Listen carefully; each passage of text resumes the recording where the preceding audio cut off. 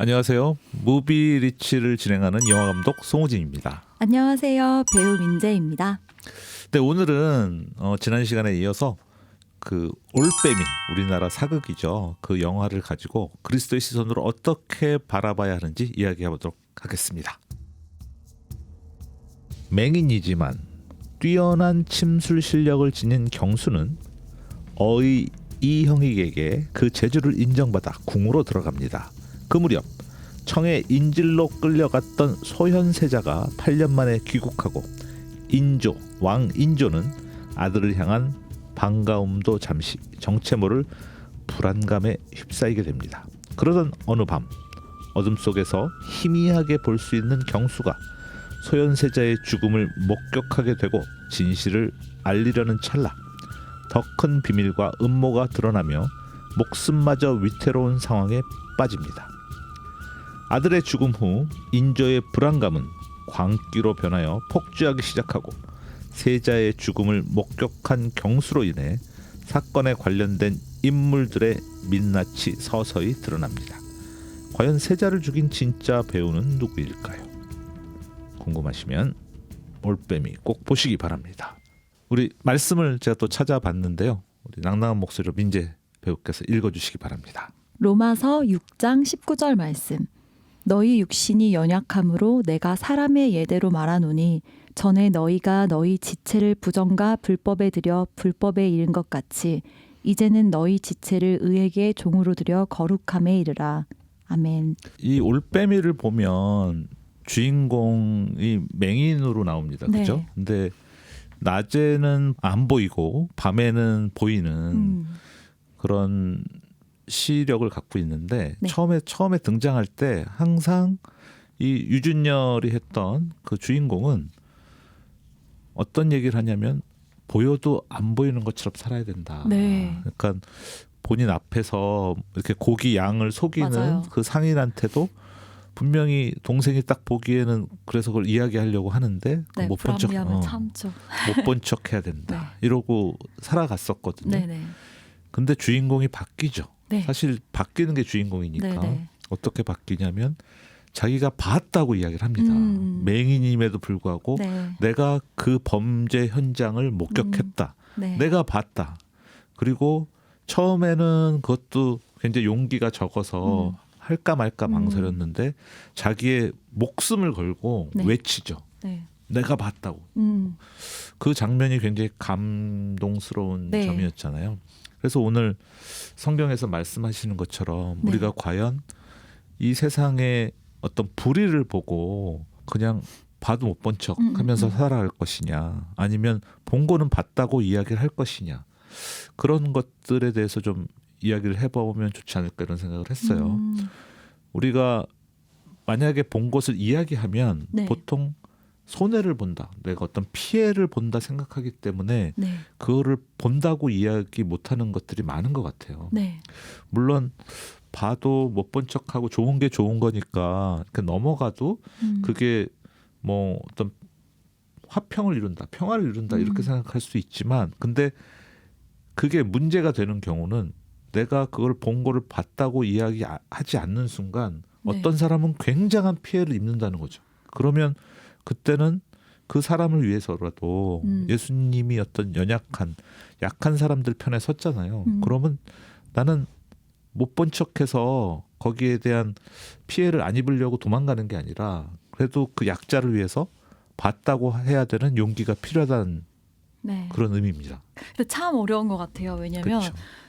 저는 약간 오지랖퍼였어서 네. 지금도 아직 많이 고쳐지지 못했습니다만 그 약간 잘 불합리한 거들 뭔가 참견해서 나서서 하려고 하거나 도와주려고 했던 편인데요. 네. 그렇게 해서 저는 좀 많이 피해, 불이익을, 네. 그러니까 불이익도 불이익이고 저한테 오히려 반대로 역효과로 나쁘게 온 적들이 꽤 많이 있어서 그러니까요. 그런 거를 경험하다 보니까 선뜻 이제는 나서지지가 않더라고요.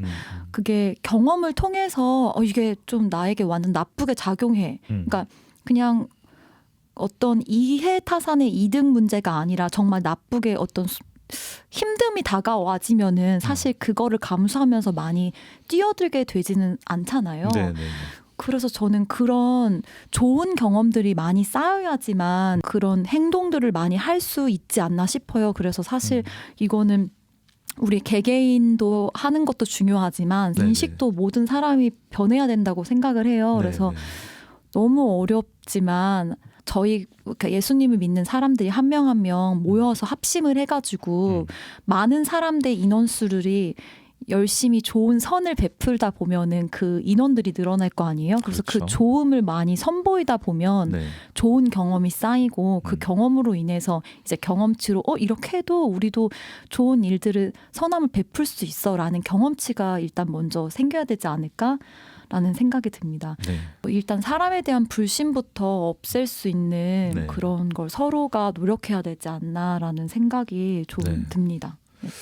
저는 지금 드는 생각 중에 하나가 네. 우리가 이제 교회를 다니잖아요. 네. 근데 교회 내에서 이상한 사건이나 네. 뭐안 좋은 일들이 일어날 수 있어요. 네. 근데 또 특히 뭐 교역자분이 뭐 그런 일을 저지르는 경우도 있고 그러면 이제 저희 이제 부모님 세대는 네. 함부로 그렇게 어떤 목자에 대해서 그렇게 해서 얘기하는 거 아니다. 그러면 3대가 벌 받는다. 뭐 이상한 예, 네. 그런 것들 약간 미신적인 거를 믿으시는 분이 있어요. 네. 근데 그게 아니라 성경대로 저는 해야 된다고 생각하거든요. 네네. 그런 일이 벌어지면 성경에 어떻게 돼 있냐면 뭐 증인 3명이 찾아가서 장로 2-3명이 찾아가서 거기에 대한 권고를 해라. 이게 잘못됐다라고 그렇게 성경에 적혀 있거든요. 네. 그렇게 해야 된다고 저는 생각해요. 그래야 더 이상의 피해자가 안 생기고 그걸 그냥 모른 척하고 그냥 넘어가게 되면 그분이 계속 죄를 저지를 수 있는 여지를 남겨주게 되거든요. 그렇죠. 네. 그럼 이게 점점 더 커져요. 네.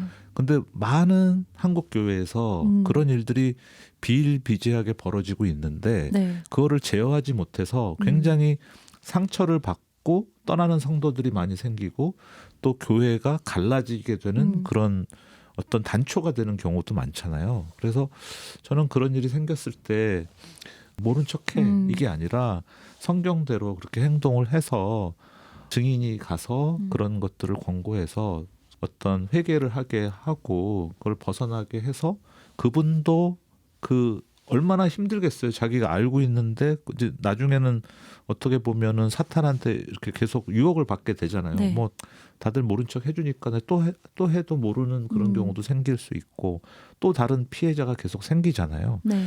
그렇기 때문에 그런 부분들은 좀 철저하게 성경 말씀대로 행동했으면 좋겠다. 그리고 네. 본 거는 보았다고 그러니까 바로 앞에 가서 이야기하는 것보다는 네. 이렇게 주변의 장로분들이나 어떤 어르신들이랑 상의를 해서 같이 가서 권고해주고 그러면 좀 더 상처를 덜 받고 네. 또 피해자가 줄어들 거란 생각을 해봅니다. 그래서 네.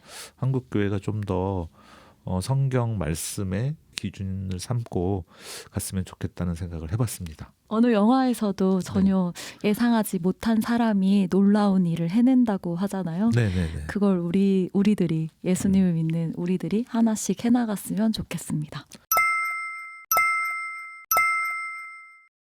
오늘 또 올빼미 영화로 또 성경 말씀에 어떻게 우리가 그리스도의 시선으로 바라봐야 하는지 나눠봤습니다. 또 다음 시간에 만나볼 걸 약속드리면서 오늘은 여기서 마무리하도록 하겠습니다. 네. 감사합니다. 감사합니다.